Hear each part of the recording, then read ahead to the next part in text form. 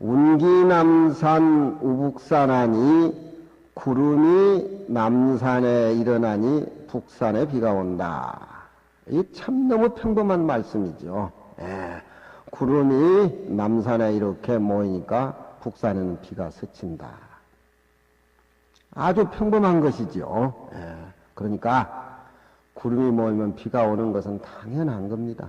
그러면은 그것은 항상 그 모습, 그 상황 따라서 부처님은 설법하시는 것이지, 꼭 남산에 구름이 낀다 하면 항상 남산에 구름이 끼어야 되는데, 그 구름이라는 게 있다 없다 하는 거고, 구름이 끼면 또 비가 오는 건데, 그걸 고정관념으로 꼭 구름이 남산에 끼있다 이런 얘기 저런 얘기 하게 된다면 그 구름이라는 게 있다도 없는 건데 그걸 그렇게 생각해서 안 된다 이 말이에요.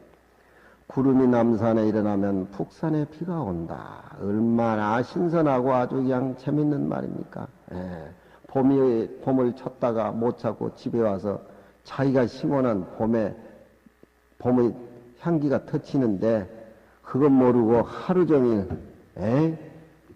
이산저산 이계곡 저걸 다니다가 무릎도 다 깨고 가시농풀에 얼굴도 찔리고 그런 고생을 해야 이 봄이 먼데 있는 것이 아니고 참 이 가운데 있구나. 봄이라고 하는 것은 우리가 추나추동 사시 봄을 보는 것은 그건 세상 사람들이 보는 것이고 우리 봄은 이 마음을 느꼈을 적에 그때 이 내 마음속에서 봄을 잉태했을 때 그때가 하고 봄이고 그 내가 성불해가지고 부처님이 결과의 세계 깨달아들었을 때 그것이 바로 가을의 열매다. 이렇게 생각해야죠. 요즘 꽃이 피는데 출래 불사춘이라고 할 사람들이 IMF에 나가지고 얼마나 많겠습니까? 그건 속인들이 하는 짓거리요. 우는 웃고 넘겨야 돼. 봄은 우리 것이야. 봄은 내 거야. 내가 만들면 되는 기라. 저쪽에 해인사나 불국사 같은 데 보면은 큰 법당 모서리에 붕어 같은 걸 많이 달아놓고 풍경이 많이 울립니다. 그 붕어는 붕어가 아니고 잉어예요. 잉어가 나중에 크가 돼 용이 되니까 잉어 그 자체에서 용을 생각하는 깊은 불교의 의미가 그게 들어있는 겁니다. 법당에나 연꽃을 많이 늘어놓은 것은 연꽃이 더러운 데 피어서 철형상장하는 의미가 있는 것이 아니라 연꽃 그것은 열매하고 같이 성장을 해요. 그러니까 내가 봄이라는 걸 생각했을 적에 벌써 거기에는 부처님의 성불하고 똑같다는 거예요.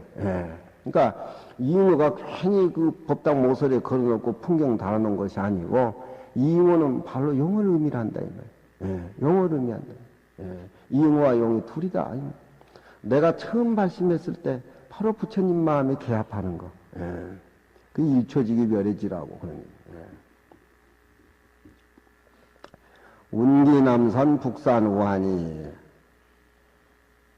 노명맞자 기다설고 낙이라는 쪼매는 이름 말이라는 글자 왜 그렇게 기다반고 얼마나 다반한 그 사람이 지어놓은 거예요.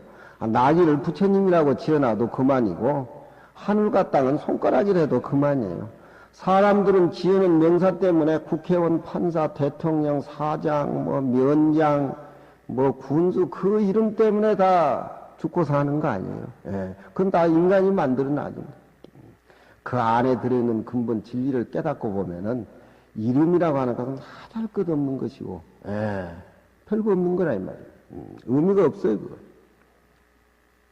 청관호며 무정수하라 청컨대 저 넓고 넓은 아무 어떤 정이 없는 흐르는 물을 보라. 물이 무슨 정이 있습니까? 그 물이 흐르는데 기처수반 기처홍고 어느 곳에서는 모남을 따랐고 어느 곳에는 둥금을 따랐는고 기자는 몇 기자죠? 그게 기틀기자가 아니고 기틀기자가 아니고 어디 봐.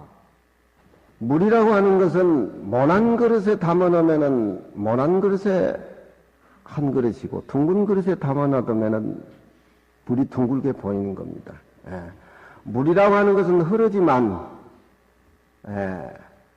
못이 있으면 못에다 채워지고 흘러가고 그 무슨 어떤 뭐 의지가 있는 것이 아니고 무심하게 그렇게 흘러가는 거예요. 예.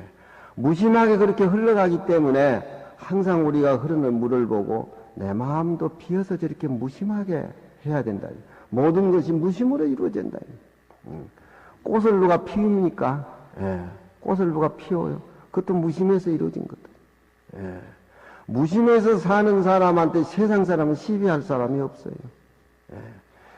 빈배가 강에 이렇게 바람에 이리저리 빈배가 떠다니다가 내가 타오는 배에 그 빈배가 부딪힌다 가지고 빈배를 시비하고 시비할 사람 누가 있습니까?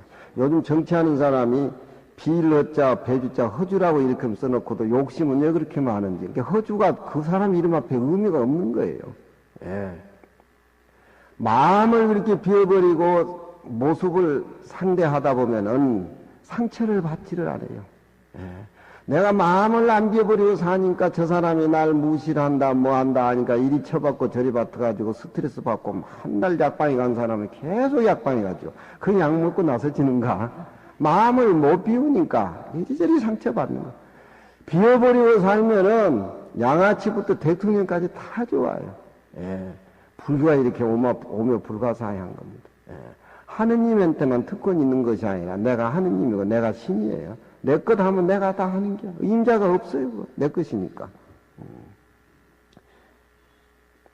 청관호며 무정수하라. 청컨된 넓고 넓은 저 흐르는 무정의 물을 보라. 몇 곳이나 모난 연못을 따라서 모나게 나타나고 몇 곳이나 둥근 연못을 만나면 둥근 연못의 물을 채우고 흘러가는가. 무심으로 이루어지는 겁니다. 에? 무심으로 이루어지는 겁니다. 무심으로. 예. 그 수료학이라 그러죠. 예. 우리가 생활 속에서 불교에는 마음쓰기를 흐르는 물같이 하고 코피듯이 그렇게 하라고. 그 사람 누가 시비한 사람 누가 있어요? 예. 일정한 법이 없이 부처님이 말씀하는 것이 바로 물이 모난 그릇을 만나면 모난 그릇에 채워지고 둥근 그릇을 만나면 둥근 그릇에 채워지는데 무슨 임의로 내가 그렇게 해야 되겠다 그런 생각 없이 그렇게 흘러가는 거예요. 예. 그 모습을 우리는 가정에서 보여야 돼. 예. 그러니까 방거사는 자기 딸하고 만날 밤에다가도 웃고 밥 먹다가도 웃고 즐거우니까 예. 방거사가 자기 딸 보고 야 내가 12시에는 내가 가야 되겠다. 예. 그 12시에 가려고 들어오니까 자기 딸이 먼저 가버렸어. 자기 딸이 먼저 예. 죽고 사는데 걸림이 없어. 그것이 무슨 재미가 있겠느냐. 퍼먹고 그냥 춤추고 난리를 지기고 별별이야 크게 재미가 있지 뭐 공부가 그게 무슨 얘기 있냐는데 그 재미가 감초맛보다 더해 마음을. 그게 다반향초 아니야. 예. 가장 정신적인 충만감이 향인데 작설차인데 작설이 이상해서 작설보다 더 향기 있는 것이 없어. 이 땅의 제일 향기를 작설이 다 가지고 있는 거예요. 작설이. 예. 작설차 한 잔을 먹고 자복에 앉아서 꾸벅꾸벅 졸고 종을 치니까 벌써 사시인데 그 향기는 내 내면에 커득하다. 그 향기. 예. 그 아름다운 향기에 그 향기스러운 것이 천자나 임금짜리 40년 앉아서 백성을 호령하던 그 맛보다 더 나았다니. 예. 다들 그렇게 얘기를 해. 예. 나는 그 맛은 일찍이 못 봤지만 13살 먹어서 절에 오니까 그런 맛을 느끼겠대. 그런 맛을 느끼. 그래 내가 추진이 뭐냐 안 하잖아요. 실제 영향이 없어서 안 하지만. 예. 그 참맛을 알아버리면 별별 맛을 다 갖다 보여주고 해도 의미가 없어. 다 그 가운데 있는 거지. 무심으로 이루어져야 된다. 무심으로. 예. 회원 스님이 황학로 얘기를 해달라고 그래서 또 회원 스님 시킨 대로 해야 되겠구만. 황학로. 예.